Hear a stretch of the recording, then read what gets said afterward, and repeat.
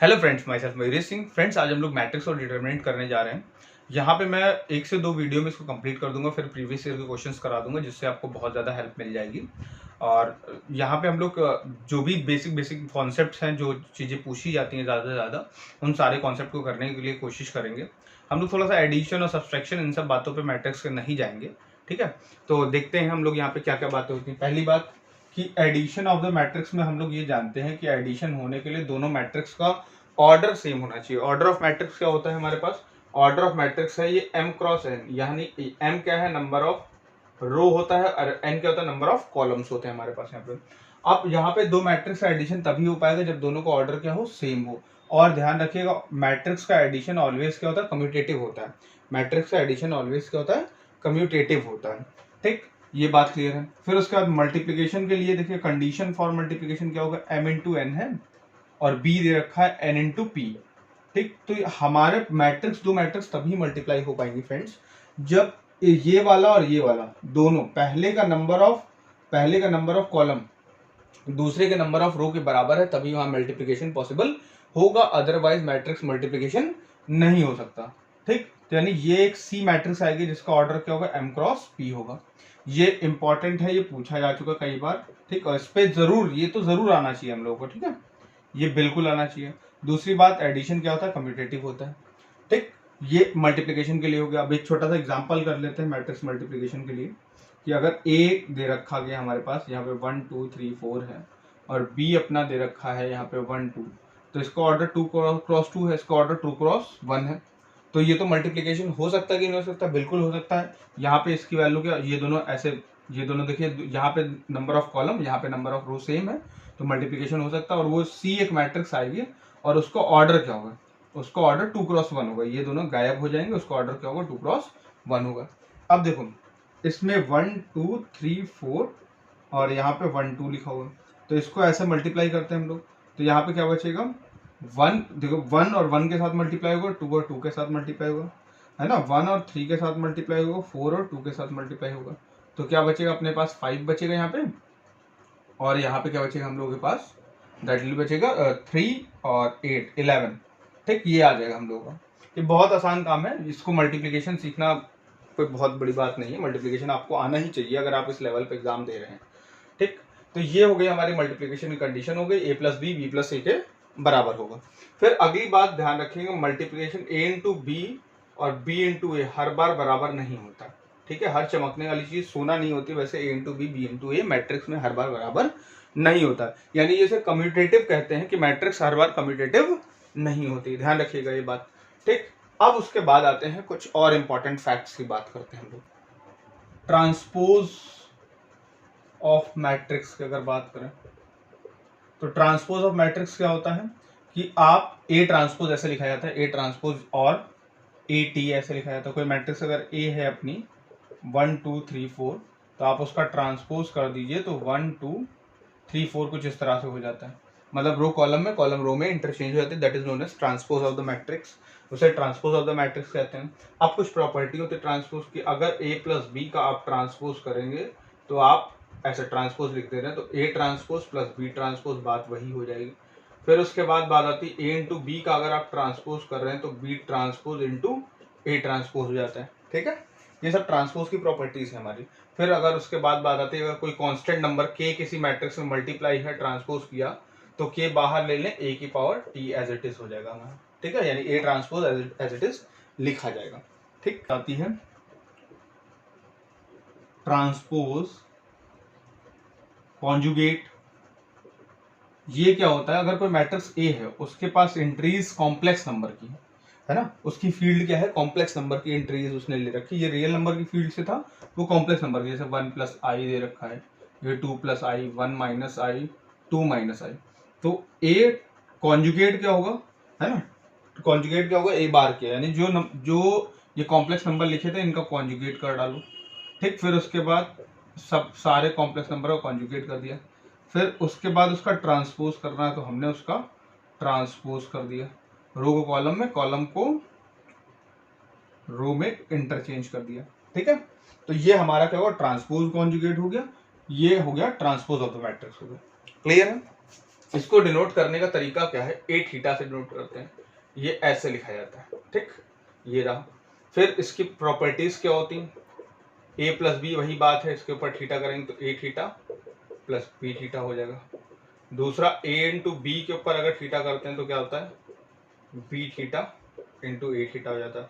तीसरी बात, अगर के ए थीटा लिखा हुआ है तो वही के बाहर आ जाएगा, ए के ऊपर थीटा आ जाएगा, ठीक है। तो जो प्रॉपर्टीज उसकी थी वही प्रॉपर्टीज इसकी। एक और यहाँ पे प्रॉपर्टीज आती है, क्या आती है, ए की पावर एन के ऊपर अगर ट्रांसपोज करें तो ए ट्रांसपोज कर लो, उसकी पावर एन कर लो, बात वही है। और यहाँ पे भी चौथी प्रॉपर्टी यही वाली आ जाएगी कि अगर ए की पावर एन थीटा करना है तो एक थीटा करके एन कर लो, पावर के मतलब वो ट्रांसपोज कॉन्जुगेट कर रहा है, ठीक है फ्रेंड्स। तो ये हमारी बेसिक प्रॉपर्टीज हो गई किसके बारे में, ट्रांसपोज ऑफ द मैट्रिक्स और ट्रांसपोज कॉन्जुगेट के बारे में बात हो गई। आगे बढ़ते हैं हम लोग। फिर बात आती है ट्रेस ऑफ मैट्रिक्स।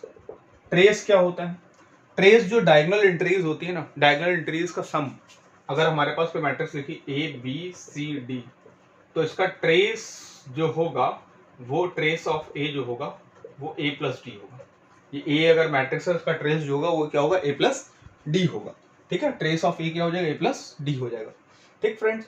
अब ट्रेस के ऊपर कुछ प्रॉपर्टीज होती, क्या होती कि जो भाई मेरे trace of A plus B होगा ना, वो trace of A plus trace of B हो जाए। फिर क्या कहते हैं, अगर ट्रेस ऑफ के ए लिखा है ना तो के बाहर निकाल लो, ट्रेस ऑफ ए लिख सकते हैं इसको, ठीक। फिर उसके बाद अगर हम बात करें trace of A into B की, तो trace of B into A, दोनों क्या होंगे, सेम होंगे।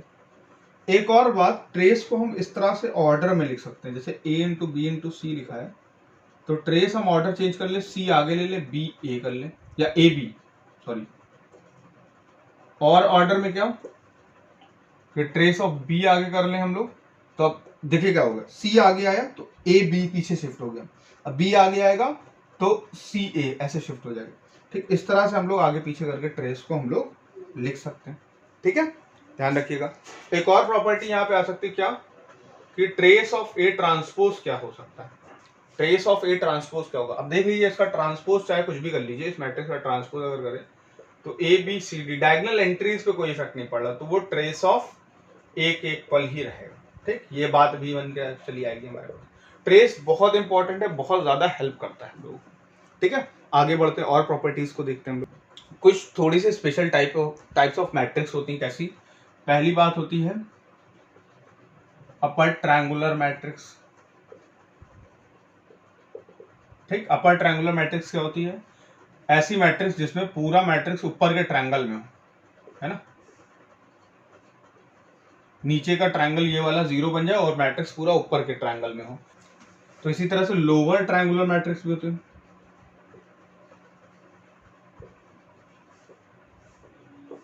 इसमें क्या होता है कि अगर ये A B C D E F ये 0 0 दे रखा गया, ठीक है, तो ये लोअर ट्रायंगुलर मैट्रिक्स हो जाती है कि लोअर नीचे के ट्रायंगल मैट्रिक्स है, ऊपर ट्रायंगल अपना क्या हो गया, 0 हो गया, ठीक। ये लोअर ट्रायंगुलर मैट्रिक्स कहलाती है। अब उसके बाद आती है डायगोनल मैट्रिक्स।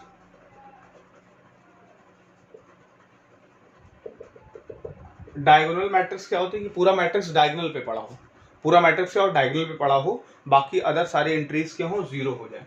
तो अगर हम इसको डायगोनल ऐसे भी लिख देते हैं कि डी आई जी 3 4 5, अगर मैंने लिख दिया तो इसका मतलब क्या है, 3 0 0 0 0 0 0 5, ठीक। ये डायगोनल मैट्रिक्स हो जाता है। फिर क्या होता है, स्केलर मैट्रिक्स क्या होता है। स्केलर मैट्रिक्स में फ्रेंड्स क्या आता है हम लोगों का कि डायगोनल एंट्रीज भी हो प्लस डायगोनल एंट्रीज जो हो सारी सेम हो, डायगोनल एंट्रीज भी और डायगोनल एंट्रीज सारी के सारी क्या हो, सेम हो, तो ऐसा मैट्रिक्स क्या कहलाता है, स्केलर मैट्रिक्स होता है। फिर उसके बाद क्या आता है, आइडेंटिटी मैट्रिक्स। आइडेंटिटी मैट्रिक्स क्या होता है, ये स्क्वायर मैट्रिक्स ही होता है, और ये 2 क्रॉस 2 का आइडेंटिटी मैट्रिक्स हो गया, 1 0 0 1 0 0 0 0 1, ये 3 क्रॉस 3 का आइडेंटिटी मैट्रिक्स हो गया, ठीक है फ्रेंड्स। आगे देखते हैं और बातें समझते हैं यहाँ पे। अब इसमें नंबर ऑफ एंट्रीज अगर मेरे से कोई कहते हैं कितनी होंगी, तो इसमें नंबर ऑफ एंट्रीज अगर मैं कैलकुलेट करने जाऊं तो यार यहाँ पे देखिए 3 क्रॉस 3 में है, तो इसके लिए फॉर्मूला है n n plus one by two. इसके लिए भी फॉर्मूला है हमारे पास, ये भी n n plus one by two, दोनों के लिए सेम होगा, n n plus one by two entries होंगी। ठीक है, अब बात करते हैं हम लोग कि कुछ डिफरेंट टाइप के मैट्रिक्स की बात करते हैं। तो डिफरेंट टाइप्स की मैट्रिक्स में सबसे पहले मैं आपको बताऊंगा ऑर्थोगोनल मैट्रिक्स। और इस ऑर्थोगोनल मैट्रिक्स से आप ये सीख पाएंगे कि भाई कि मैट्रिसेस हम लोग क्यों पढ़ते हैं मैट्रिसेस, ठीक है, और उनका यूजेस क्या है, और किसी के सामने आप सही डेफिनेशन जो मैट्रिसेस की है वो आप दे सकते हैं किसी के सामने। ठीक है, तो होता क्या है कि सब लोग जनरली क्या कहते हैं, matrix is the row and column arrangement. ठीक है, एरे भी कहते हैं, 2 डायमेंशन एरे भी बोल देते हैं सब लोग, लेकिन एक्चुअली क्या है कि ये एक छोटे बच्चों को समझाने वाली डेफिनेशन होगी। किसी छोटे बच्चे के सामने आप ये डेफिनेशन रख दीजिए तो अच्छी बात है। ठीक, अगर किसी अच्छे आदमी को आपको डेफिनेशन समझानी है तो मैट्रिक्स की डेफिनेशन कुछ और होती है। वो डेफिनेशन अभी समझते हैं, पहले हम लोग ऑर्थोगोनल मैट्रिक्स देखते हैं, फिर उसके बाद उस डेफिनेशन पे चलते हैं, देखते हैं।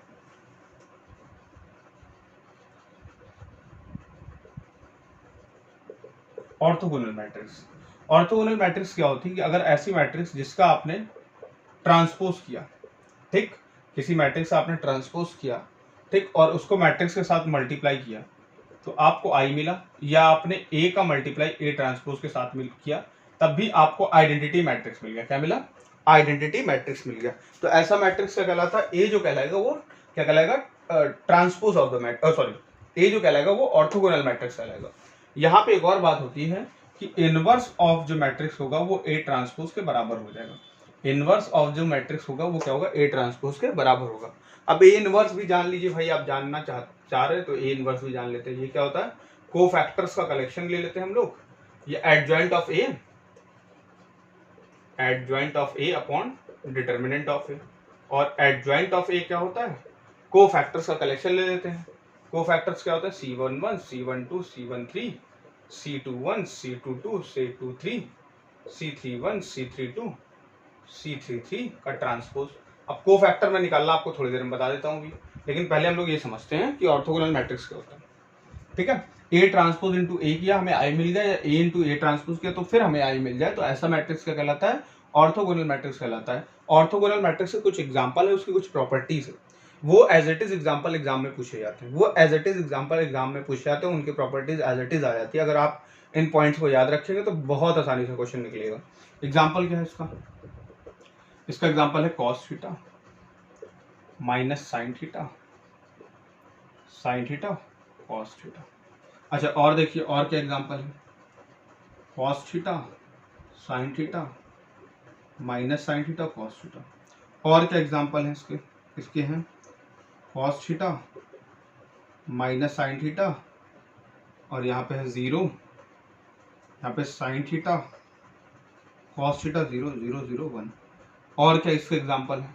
और इसके एग्जांपल भी है हमारे पास कि cos theta 0 minus sine theta 0 1, फिर यहाँ पे 0 आ जाए, फिर यहाँ पे साइन थीटा है, ठीक, ये 0 हो गया, ये कॉस थीटा हो गया। ठीक है, अच्छा, फिर उसके बाद और क्या हो जा रहा है? और हमारे पास यहाँ पे बोल रहा है आकर के कि यहाँ पे बात करते हैं हम लोग कॉस थीटा, सॉरी, हाँ, यहाँ पे कर लेते हैं 1 0 0 0 0 1, यहाँ पे 0 cos theta minus sine theta, और यहाँ पे साइन थीटा, और ये कॉस थीटा। ये सारे के सारे एग्जांपल हैं ऑर्थोगोनल मैट्रिक्स के। For any value of theta, theta की कोई भी वैल्यू हो सकती है। ठीक है, यहाँ पे थीटा की कोई वैल्यू हो सकती है। अब देखिए, मुझे ये सारे एग्जांपल याद है। अब यहाँ पे अब एक और चीज हो सकती है कि ये जो माइनस साइन है यहाँ पे चेंज कर लो, ये जो माइनस साइन है यहाँ पे चेंज कर लो, और ये यहाँ प्लस लगा लो। तो ये ऑर्थोगोनल मैट्रिक्स के एग्जाम्पल है। अब देखिएगा, समझिएगा ये मैट्रिक्स करता क्या है। अब देखिएगा, हमारे पास क्या था? एक कोऑर्डिनेट था। कोऑर्डिनेट क्या था कि 0,1 था। हमने उसको ऐसे घुमाया 90 डिग्री और इस जगह पहुंच गए, तो ये क्या बन जाएगा? 1,0 बन जाएगा। ये क्या बन जाएगा? 1,0 बन जाएगा। अब देखो, इसको हमने 0,1 को वेक्टर फॉर्मेट में लिखा, 0,1 ऐसे लिखा। ये मैट्रिक्स, आप किसी भी कोऑर्डिनेट को आप ऐसे लिख सकते हो, ये एक मैट्रिक्स बन जाता है। ठीक, यानी ये कितने रो का है? 2 रो का, 1 कॉलम का है। इसको मैंने क्या किया, यहाँ पे मैंने पुट कर दिया cos 90, यहाँ पे क्या पुट कर दिया? cos 90। cos 90 की वैल्यू क्या होती है? 0, cos 90 की वैल्यू 0, इसकी वैल्यू -1, इसकी वैल्यू क्या हो जाएगी? 1 हो जाएगी, इसकी वैल्यू क्या हो जाएगी, 0 हो जाएगी। अब इसको मैंने इस मैट्रिक्स से मल्टीप्लाई कर डाला, इसको मैंने इस मैट्रिक्स से मल्टीप्लाई कर डाला, ठीक है। क्लॉकवाइज मैंने किया है तो ये वाला मैट्रिक्स मैं ले लेता हूँ, दिस वन, ठीक है। तो यानी यहाँ पे क्या आ जाएगा, अगर मल्टीप्लाई करूंगा तो ये पहला वाला यहाँ पे 1 बन जाएगा, दूसरा वाला यहाँ पे 0 बना लेगा। देखिए यहाँ पे पहुंचा दिया उसने। मैट्रिक्स का काम क्या है, मैट्रिक्स का काम ही है ट्रांसफॉर्मेशन। मैट्रिक्स का काम ही ट्रांसफॉर्मेशन होता है, मतलब किसी एक कोऑर्डिनेट को वो दूसरे कोऑर्डिनेट पे पहुंचा देता है, ठीक है। तो यहाँ पे क्या था, ये रोटेशन मैट्रिक्स था, ये रोटेशन मैट्रिक्स था। तो मैट्रिक्स, आपको कोई पूछे मैट्रिक्स क्या होती है, मैट्रिक्स, हर मैट्रिक्स क्या है, ट्रांसफॉर्मेशन है। हर मैट्रिक्स एक ट्रांसफॉर्मेशन है, वो एक वेक्टर को दूसरे वेक्टर में दूसरी पोजीशन पे उसी प्लेन में पहुंचाती है, ठीक है। तो ये हो गया मैट्रिक्स का असली डेफिनेशन, और ये हो गया ऑर्थोगोनल मैट्रिक्स। अब इनमें कुछ प्रॉपर्टीज है, उन प्रॉपर्टीज को देखते हैं हम लोग।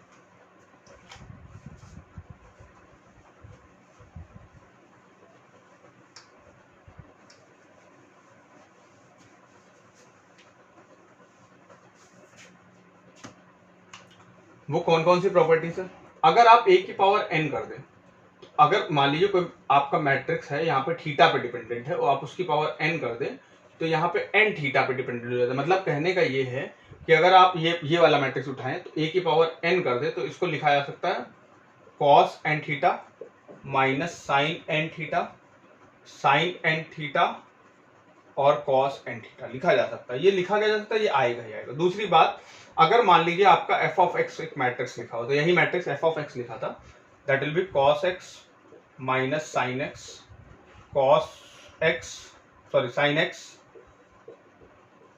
और cos x, ये लिखा था। आप अगर इसका मल्टीप्लाई ऐसे कर दे, f of x f of y कर दे, तो आपको मिलेगा f of x plus y मिल जाएगा। यानी अगर आप इसका मल्टीप्लीकेशन करें इन सबका, किसी भी मैट्रिक्स पे ये प्रॉपर्टीज तो होल्ड होंगी। मतलब कहने का ये है कि f ये इतना है, cos x minus sine x, sine x cos x, ये हो जाएगा हमारा cos x, और यहां पे क्या आ जाएगा cos x cos y minus sine y, यहाँ पे साइन y और ये cos y। इसको मल्टीप्लाई करेंगे तो वापस आपको क्या मिलेगा, cos x plus y minus sine x plus y, और यहाँ पे साइन x प्लस वाई, और यहाँ पे क्या बचेगा cos x प्लस वाई, ये बचेगा हमारे पास, ठीक है। तो ये वापस f of x plus y लिखा जा सकता है। तो ये कुछ प्रॉपर्टीज हो गई इसकी, ये इसकी क्या हो गई, प्रॉपर्टीज हो गई, ठीक है फ्रेंड्स। आगे बढ़ते हैं, और क्या इससे ऑर्थोगोनल मैट्रिक्स के और क्या क्वेश्चन बनते हैं।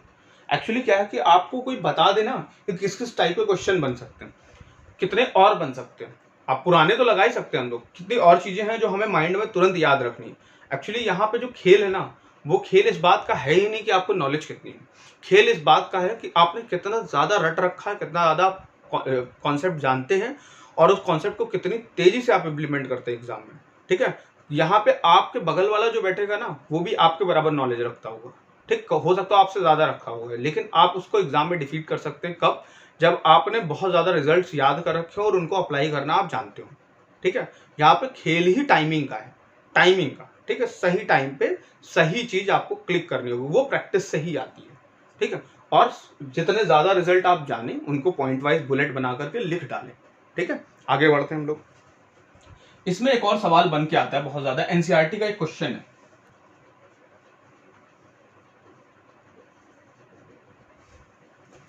ठीक है। तो फ्रेंड्स यहाँ पे क्या है हमारे पास कि ये जो है, ठीक, ये क्वेश्चन जो दे रखा गया हमारे पास, ये एनसीईआरटी क्वेश्चन, ये बहुत ज्यादा इंपॉर्टेंट है। इसी क्वेश्चन को लोग घुमा घुमा के पूछते रहते हैं। इस क्वेश्चन को हम लोग सॉल्व करेंगे, जब प्रैक्टिस सेशन करेंगे तो वहां पे इस क्वेश्चन को सॉल्व करेंगे। ये क्वेश्चन जब आएगा ना, ठीक है, ये एनसीईआरटी में क्वेश्चन है, और ये इसी ऑर्थोगोनल मैट्रिक्स के ऊपर पूरी तरह से डिपेंडेंट है, ठीक है। और इसको हम लोग बहुत अच्छे शॉर्ट ट्रिक से कर डालेंगे इसको, और कई क्वेश्चन ऐसे हैं जो बुक में डायरेक्ट दे रखे, उनका कहीं ना कहीं रिलेशन है, उनका कहीं ना कहीं रिलेशन है किसी ना किसी बड़े क्वेश्चन के छोटे छोटे पार्ट, ठीक। तो उनको हम लोग सीख लेते हैं, और उन सब बातों को मैं आपको बताता चलूंगा कि हाँ ये बातें ऐसे ऐसे इस्तेमाल करनी है, ठीक। आगे बढ़ते हैं। एक बात और मैं यहाँ पे बताना भूल गया हूँ कि जो मैट्रिक्स थी, अब देखिएगा, एक इंपॉर्टेंट बात ऑर्थोगोनल मैट्रिक्स में याद रखने वाली है कि अगर आपके पास लिखा है कॉस थीटा और ये लिखा है माइनस साइन थीटा और ये लिखा है साइन थीटा, ठीक, और ये लिखा है कॉस थीटा, ठीक है, और दूसरा कॉस थीटा और यहाँ पे साइन थीटा लिखा है, ये माइनस साइन थीटा हो गया और ये कॉस थीटा, ठीक। तो ये रोटेशन मैट्रिक्स होती है। ऑर्थोगोनल मैट्रिक्स को और क्या कहते हैं? रोटेशन मैट्रिक्स भी कहते हैं हम लोग। और ये क्या करते हैं, देखिए बात समझिएगा। अगर मान लीजिए मेरे पास कोऑर्डिनेट लिखा था 1,0 का, क्या लिखा था? 1,0 का कोऑर्डिनेट था, 10 वेक्टर था मेरा कोई भी, ठीक है। तो ये 10 वेक्टर हुआ। अब इसको मैंने ऐसे घुमाना है तो ये क्या पहुंच जाएगा 0,-1, और इसको मैंने ऐसे घुमाना है तो ये क्या हो जाएगा 0,1 पे पहुंच जाता है।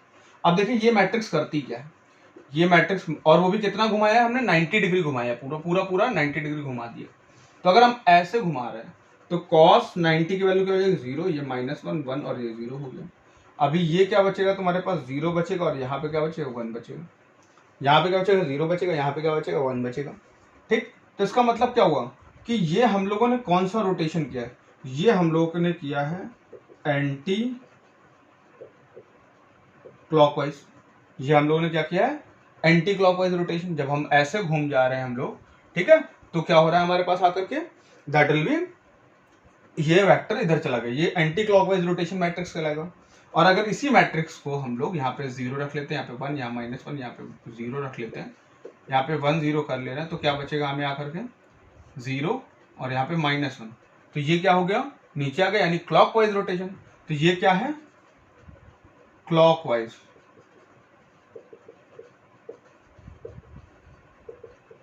रोटेशन, ये क्लॉकवाइज रोटेशन, ठीक है। ये क्लॉकवाइज रोटेशन के लिए इस्तेमाल होगी, या एंटी क्लॉकवाइज। तो इसी तरह से ये तो 2 डायमेंशन की थी जो हम लोगों ने नीचे पढ़ी थी, 3 डायमेंशन की। एक 3 डायमेंशनल एग्जांपल लिख लेते हैं। जैसे लिख दिया था कॉस थीटा, यहाँ पे साइन थीटा माइनस ये 0, ये साइन थीटा, ये कॉस थीटा 0 0 0 1, ये 3 डायमेंशन की पड़ी थी। तो ये z एक्सिस के अलोंग रोटेशन है, ये z एक्सिस के अलोंग रोटेशन किया हम लोगों ने, ठीक है। और फिर उसके बाद अगर बीच में 1 आ जाएगा तो y एक्सिस के अलोंग रोटेशन होगा, किनारे 1 चला जाएगा तो क्या होगा, x एक्सिस के अलोंग रोटेशन। और कैसा होगा, एंटी क्लॉकवाइज। अगर यही माइनस साइन यहाँ आ जाता है तो कैसा हो जाएगा, क्लॉकवाइज रोटेशन हो जाएगा, ठीक है। तो मैट्रिक्स का असली काम क्या है, किसी कोऑर्डिनेट को, किसी वेक्टर को दूसरी जगह पे पहुंचाना, ट्रांसफॉर्मेशन कहलाता है मैट्रिक्स। क्या बोलेंगे अगर मैट्रिक्स का सही डेफिनेशन बोले, matrix is a transformation which is transform the vector from one position to another position, ठीक है। That is the real definition of the matrix, ठीक। आगे बढ़ते हैं हम लोग। ऑर्थोगोनल मैट्रिक्स की पूरी बात हम लोगों ने कर ली है। ये सब जानकारी, छोटी छोटी बातें इकट्ठा करते चलेंगे। अभी हम लोग ने ऑर्थोगोनल मैट्रिक्स पढ़ लिया है, फिर हम लोग सारी अलग अलग टाइप की मैट्रिक्स को देख लेंगे, फिर जो भी बातें हम सीखे हैं, जानते हैं, सबको अप्लाई करते हुए चलेंगे, ठीक है। आगे बढ़ते हैं। अब बात आती है idempotent matrix. Idempotent matrix, idempotent में क्या होता है कि अगर आपकी मैट्रिक्स जो है वो a² = a हो जाए, a² = a हो जाए, तो क्या कहलाती है, आइडेम्पोटेंट मैट्रिक्स कहलाती है। क्या कहलाती है, अगर a² किया फिर से हमें a मिल गया तो ऐसी मैट्रिक्स क्या कहलाती है, आइडेम्पोटेंट मैट्रिक्स कहलाती है। अब ध्यान दीजिएगा, और बातें बहुत अच्छी अच्छी बातें हैं कि हमारे पास अगर ये a² = a आ गया तो आइडेम्पोटेंट है। तो अगर मैं a की पावर 5 करूं, है ना, अगर आइडेम्पोटेंट मैट्रिक्स है, ऐसे लिख दूं, if a is idempotent matrix तो a⁵ क्या हो जाएगा, a⁵ की वैल्यू क्या होगी, देखते हैं हम लोग। तो a⁵ लिखा हो, इसको क्या लिख सकते हैं, a⁴ × a लिख सकते हैं। तो a⁴ को ऐसे लिख सकते हैं हम लोग, ये वापस a है, ये a² = a, ये वापस a × a² आ गया तो फिर a आ गया। यानी आप कुछ भी पावर 2 से ज्यादा कर दी, a³ कर दीजिए, a² × a, that will B a × a, a² फिर से a आ गया। कहने की बात यह है कि आप यहां पे 2 से ज्यादा कुछ भी कर दी, यानी a⁴n = a रहेगा फॉर n > 2। आइडेम्पोटेंट की ये भी डेफिनेशन सही है और ये भी डेफिनेशन बिल्कुल करेक्ट है, ठीक है। और देखो कैसी कैसी मैट्रिक्स आइडेम्पोटेंट होती हैं, बहुत जल्दी पता चल जाएगा हम लोगों को, देखो कैसी कैसी होती है।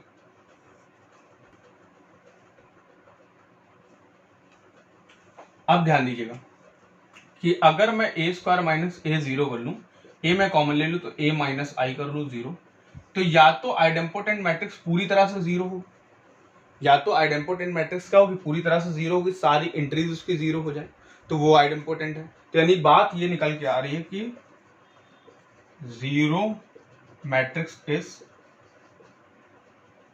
आइडेम्पोटेंट। 0 मैट्रिक्स क्या होती है, आइडेम्पोटेंट होती है। और किस किस तरह की मैट्रिक्स आइडेम्पोटेंट होती है, ये मैट्रिक्स आपके आइडेम्पोटेंट है, ठीक। ये मैट्रिक्स भी आपकी पूरी आइडेम्पोटेंट है। मतलब क्या है कि आप ये 1 1 1 का जो शिफ्टिंग है वो चाहे सबसे ऊपर वाली रो में कर दो, चाहे सबसे नीचे वाली, बाकी सब 0 रखो, सब आइडेम्पोटेंट है। ये भी क्या है, ये सब भी आइडेम्पोटेंट है। और देखते हैं हम लोग और क्या बातें होती है हमारे पास कि यहाँ पे सारे कॉलम अगर 1 हो जाए तो भी ये मैट्रिक्स क्या होती है, आइडेम्पोटेंट होती है। और अगर मान लो ऑर्डर ऑफ मैट्रिक्स n है या 3 है मान लो, तो 1/3 1/3 1/3 1/3 1/3 1/3 1/3 1/3 1/3, ये भी क्या होती है, आइडेम्पोटेंट होती है। अगर मैं यहाँ ऑर्डर n कर देता हूँ, n ऑर्डर nth ऑर्डर की, तो ये 1/n 1/n dot dot dot 1/n ऐसे करते करते 1/n 1/n dot dot dot 1/n हो जाएगा, ठीक है। तो ये भी क्या हो जाएगी हमारे पास nth ऑर्डर की, ये भी आइडेम्पोटेंट मैट्रिक्स कहलाएगी, ठीक है।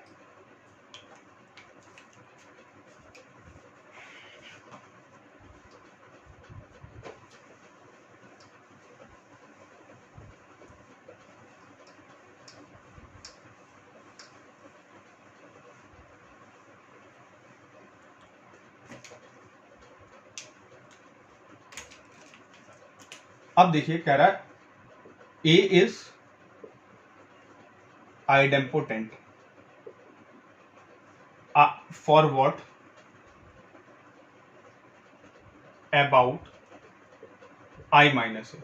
I माइनस ए के बारे में क्या कह सकते हैं, तो I माइनस ए अगर स्क्वायर करते हैं तो स्क्वायर करने का तरीका क्या है अपना, I माइनस ए और इंटू आई माइनस ए। ऐसा नहीं कि होल स्क्वायर का फॉर्मूला इस पर अप्लाई कर दो, इस पे आप ये चीज अप्लाई नहीं कर सकते। ए मैट्रिक्स के लिए a प्लस बी का होल स्क्वायर के a square plus 2ab plus b square, ये गलत है।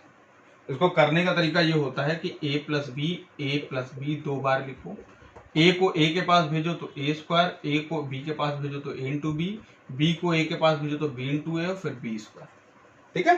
अच्छा, तो यानी i डॉट आई स्क्वायर होगा, यानी आई ही रहेगा, आइडेंटिटी का स्क्वायर करोगे तो वही मिलेगा।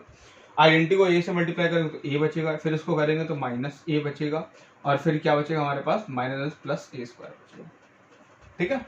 अच्छा, ए स्क्वायर फिर से क्या है, ए के बराबर है, ए से ए क्या चला गया, कैंसिल चला गया, तो आई माइनस है, यानी इसका स्क्वायर करने वापस यही आया, तो ये भी एक आइडेम्पोटेंट मैट्रिक्स होगी, ठीक है। ये भी कैसी मैट्रिक्स हो जाती है, आइडेम्पोटेंट मैट्रिक्स होगी। आगे बढ़ते हैं और बातें सीखते हैं। फिर बात आती है निल्पोटेंट मैट्रिक्स की। देखो निल्पोटेंट मैट्रिक्स की बात क्या आती है, निल्पोटेंट मैट्रिक्स ये लोग कहते हैं कि a की पावर आपने n किया, वापस 0 मिल गया। मतलब आपने a को एक बार मल्टीप्लाई किया, 2 बार मल्टीप्लाई किया, 3 बार मल्टीप्लाई किया, पता चला a क्यूब पे वो 0 हो गया, तो 3 क्या है, वो उसका इंडेक्स कहलाएगा। तो n इज इंडेक्स,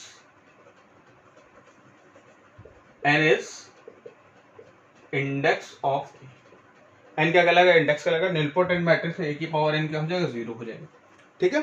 तो यहाँ पे n क्या कहलाता है, इंडेक्स कहलाता है, ठीक। तो ध्यान देना, A is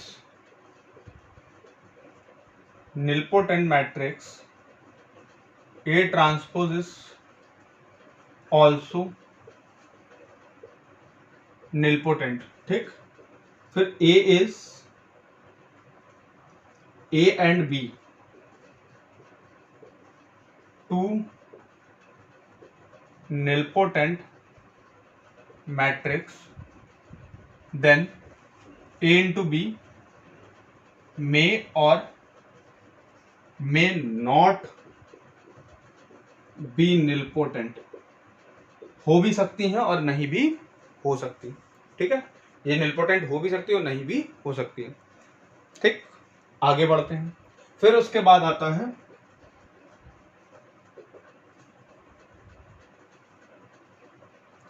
involutory matrix. Involutory matrix क्या कहती है कि ए स्क्वायर करने पे आई आ जाए, क्या आ जाए, ए स्क्वायर करने पे अगर ये आई आ जा रही है तो ऐसे मैट्रिक्स क्या कहला रही है, इन्वोल्यूटरी मैट्रिक्स कहला रही है। तो ध्यान दीजिएगा कि ए जो है वो आई के इक्वल भी हो सकती है, ए जो है वो माइनस आई के भी इक्वल हो सकती है। ध्यान दीजिएगा, ए जो है वो आई के इक्वल भी हो सकती है, ए माइनस आई के भी इक्वल हो सकती है इन्वोल्यूटरी होने के लिए। और भी केसेस हैं कि वो इन्वोल्यूटरी होने के लिए क्या बोलते हैं, इन्वोल्यूटरी होने के लिए इन कंडीशन को सेटिस्फाई करें। ठीक, और भी मैट्रिसेस हो सकती है, लेकिन मिनिमम आपके पास तुरंत एग्जांपल में आपके पास माइंड में ये कि आई और माइनस आई, ये आपके पास माइंड में आ जाना चाहिए। वो भी मैं यहीं से लाया हूँ, क्या कि ए स्क्वायर माइनस आई अगर 0 है, A minus I, A plus I is equal to 0 बन जाएगा। ठीक है, तो फ्रेंड्स ये हम लोगों ने इन्वोल्यूटरी मैट्रिक्स की बात कर ली, हम लोगों ने नीलपोटेंट मैट्रिक्स की बात कर ली, ठीक है, हम लोगों ने ऑर्थोगोनल मैट्रिक्स की बात कर ली, हम लोगों ने आइडेम्पोटेंट मैट्रिक्स की बात कर ली। तो ये डिफरेंट टाइप्स की मैट्रिसेस हम लोगों ने कर ली हैं। नेक्स्ट वीडियो में कुछ 2-4 और टाइप्स बचे हैं वो करेंगे, फिर कैरेक्टरिस्टिक इक्वेशन और आइगन वैल्यू, आइगन वेक्टर और डिटर्मिनेंट पे बात करेंगे हम लोग। ठीक, 2 से 3 वीडियो में मैट्रिसेस पूरा खत्म हो जाएगा थ्योरी, फिर आपको प्रीवियस ईयर के क्वेश्चन मैं बता दूंगा जितने भी आए हुए हैं, उन सारे क्वेश्चंस को अच्छे से समझा दूंगा और उनसे क्या क्वेश्चंस बन सकते हैं वो एट ए टाइम मैं आपको बता दूंगा। तो फ्रेंड्स अगर आपको मेरा वीडियो अच्छा लगा तो अपने फ्रेंड्स से उसको जरूर शेयर करें, मेरे चैनल को सब्सक्राइब करें। और हाँ, जो चैप्टर आसान है उस चैप्टर पे मेरी स्पीड तेज रहेगी, और जो चैप्टर कठिन है उस पर ऑब्वियस सी बात है डीपली आपको समझाया जाएगा। जिसका कॉन्सेप्ट आप थोड़ा बहुत जानते हैं, आपने 12th से जिसको चीज़ को पढ़ रखा है उसको आप आसानी से कर सकते हैं, लेकिन जिसका कॉन्सेप्ट ग्रेजुएशन लेवल का है उसको थोड़ा डीप में बताया जा सकता है, क्योंकि उससे जिस टाइप के क्वेश्चन आएंगे तो वो अगर चेंज भी हो जाएंगे तो दिक्कत होगी आपको। और पहली बात, ग्रेजुएशन टाइप के जो क्वेश्चन आएंगे वो सीधे सीधे सवाल आएंगे, कोई बहुत ज़्यादा रिजल्ट आपको पूछे नहीं जाएंगे वहाँ पे सीधी सीधी बातें बताएंगे, वो 12th वाले क्वेश्चन में ही आपके साथ खेलेंगे। ठीक है, तो फ्रेंड्स अगर आपको मेरा वीडियो अच्छा लगा तो अपने फ्रेंड्स से जरूर शेयर करें, मेरे चैनल को सब्सक्राइब करें, लोगों तक पहुँचाएं। Thank you friends, thank you very much.